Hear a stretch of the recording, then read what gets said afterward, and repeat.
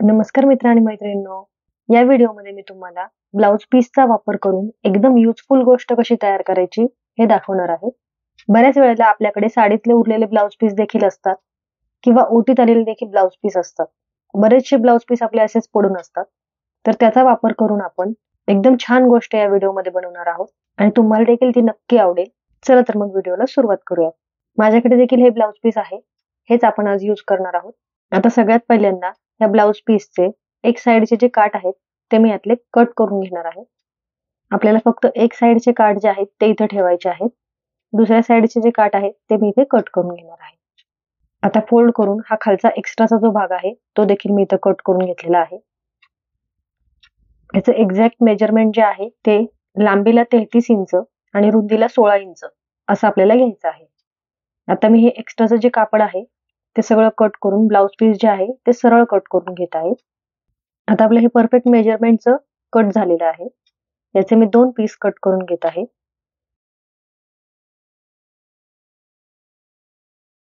अशा पद्धतीने आपले हे 2 पीस कट झालेले आहेत.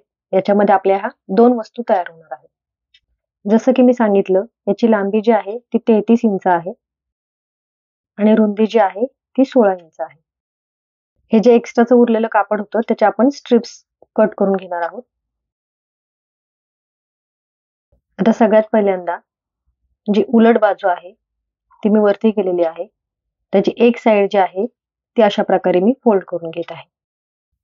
जो रुंदीचा भाग होता 16 इंच लांबीचा तो आपल्याला इथे फोल्ड करून घ्यायचा आहे.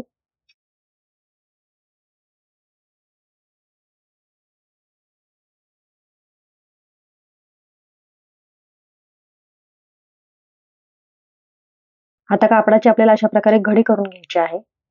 वरचा काठांकडील जो भाग आहे तो मी इथं फ्लॅपसाठी ठेवणार आहे. तो साधारण मी इथं 6.5 इंच घेतलेला आहे. खालचा फोल्ड केलेला जो भाग आहे तो 13 इंचचा आहे. आता मी इथं मध्ये अशा प्रकारे फोल्ड करून खून करून घेत आहे. मध्य काढल्यानंतर दोन्ही बाजूला आपल्याला 3-3 इंचावर मार्किंग करायचं आहे. आणि कापड जिथं आपण फोल्ड केलेलं आहे तिथून आपल्याला 7 इंचावर मार्किंग करायचं आहे. दोन्हीकडे मी मार्किंग करून घेतलेलं आहे. जे उरलेलं कापड होतं आपलं त्याच्यामध्ये मी अशा 1.5 इंचाच्या पट्ट्या कट करून घेतलेल्या होत्या आणि त्याची अशा प्रकारे नॉट तयार करून घेतलेली आहे.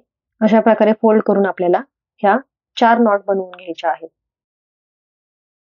15 ते 16 इंच लांबीला आपल्याला ह्या नॉट बनवून घ्यायच्या आहेत. सुरुवातीला 2 नॉट ज्या आहेत त्या इथं आपण अशा प्रकारे शिवून घेणार आहोत.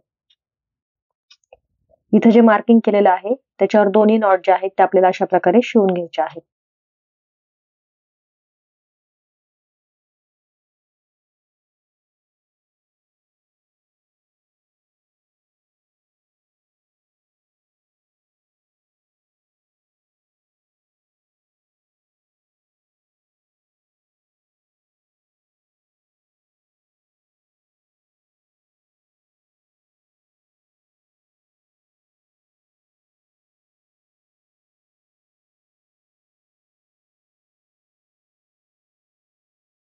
आता शिवून घेतल्यानंतर जसं आपण सुरुवातीला फोल्ड केलं होतं सेम त्याच पद्धतीने वरचा भाग जो आहे तो 6.5 इंचाचा ठेवायचा आहे आणि कापड फोल्ड करून घ्यायचा आहे.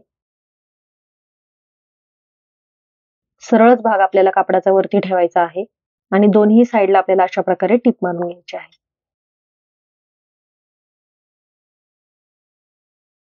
कापडाचा सरळ भाग जो आहे तोच आपण वरती ठेवणार आहोत. दोन्ही साईडला टिप मारल्यानंतर टिपेच्या बाजूला अगदी 1 बुटाचं अंतर आपल्याला ठेवायचं आहे. बाकीचं एक्स्ट्राचं जे कापड आहे ते सगळं आपल्याला कट करून टाकायचं आहे. टिप मारल्यानंतर अगदी थोडंसं कापड आपलं तिथं शिल्लक राहिलं पाहिजे. अशा पद्धतीने माझ्या दोन्हीकडे टिपा मारून झालेल्या आहेत आणि एक्स्ट्राचं कापड मी कट केलेलं आहे. आता हे आपल्याला उलट करून घ्यायचं आहे. म्हणजे सरळ बाजू जी आहे ती आपली आतमध्ये गेली पाहिजे आणि उलटी बाजू जी आहे ती आपली वरती आली पाहिजे. असं केल्यानंतर आता आपल्याला साईडला पुन्हा एकदा इथे टिप मारून घ्यायची आहे.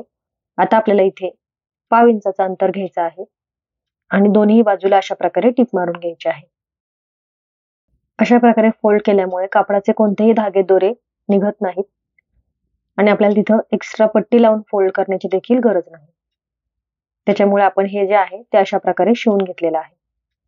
दोन्ही बाजूला आपल्याला सेम अशाच प्रकारे टिप मारून घ्यायची आहे.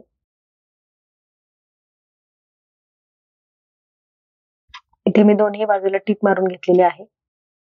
आता आपल्याला हे सरळ करून घ्यायचं आहे. कापडाची सरळ बाजू जी आहे ती आपली वरती आली पाहिजे. अशा प्रकारे शिवल्यामुळे आपलं कापड जे आहे ते एकदम फिनिशिंगने स्टिच झालेलं आहे. कुठेही कापडाचे धागेदोरे जे आहेत ते दिसत नाही. आता साईडचा जो भाग आहे तो आपल्याला अशा प्रकारे डबल फोल्ड करून घ्यायचा आहे. वरच्या बाजूला काठच असल्यामुळे आपल्याला तिथे फोल्ड करण्याची गरज नाहीये. फक्त दोन्ही ज्या साईड्स आहेत तिथे आपल्याला फोल्ड करून घ्यायचं आहे.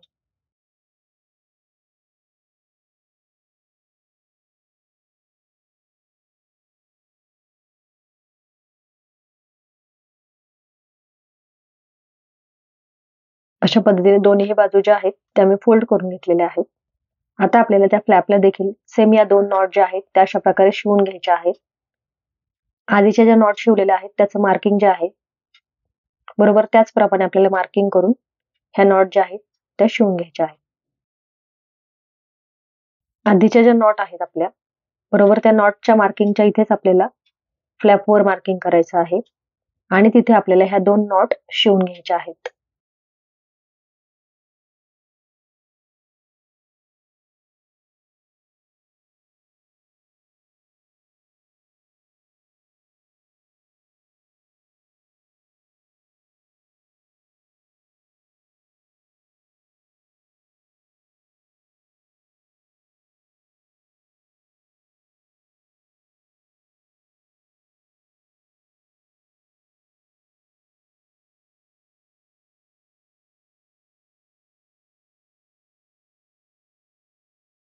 अशा पद्धतीने मी दोन्ही नॉट शिवून घेतलेले आहेत.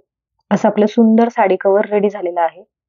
मार्केटमधून विकत आणण्यापेक्षा आपल्याकडे पडून असलेल्या ब्लाउज पीसचा यूज करून आपण अशा प्रकारचे साडी कव्हर जे आहेत ते बनवू शकतो. मी इथे नॉट शिवलेले आहे त्याच्याऐवजी तुम्ही वेलक्रोचा देखील वापर करू शकता किंवा बटन देखील इथे लावू शकता.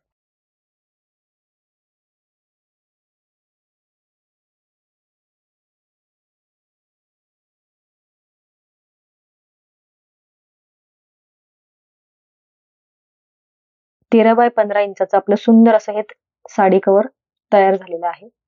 या मेजरमेंट प्रमाणे जर तुम्ही हे साडी कव्हर शिवलं तर हे एकदम पुरेसं आहे. एकदम छोटा किंवा मोठा देखील साईज नाही. एकदम परफेक्ट साईज मध्ये आपले हे जे साडी कव्हर आहे हे रेडी होऊन जातं. एका ब्लाउज पीस मध्ये आपले हे 2 साडी कव्हर रेडी होतात. नेक्स्ट व्हिडिओमध्ये आपण चैन लावून साडी कव्हर कसं शिवायचं ते बघणार आहोत.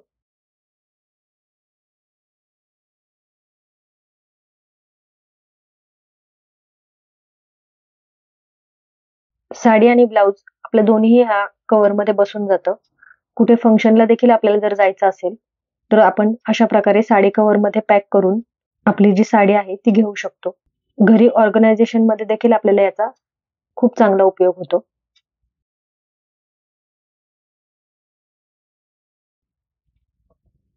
हा व्हिडिओ तुम्हाला कसा वाटला हे मला कमेंटमध्ये नक्की कळवा. चॅनलवर जर नवीन असाल तर अशाच नवनवीन व्हिडिओसाठी चॅनलला जरूर सबस्क्राईब करा. व्हिडिओ पाहिल्याबद्दल तुमच्या सगळ्यांचे धन्यवाद. भेटूया पुढच्या व्हिडिओमध्ये.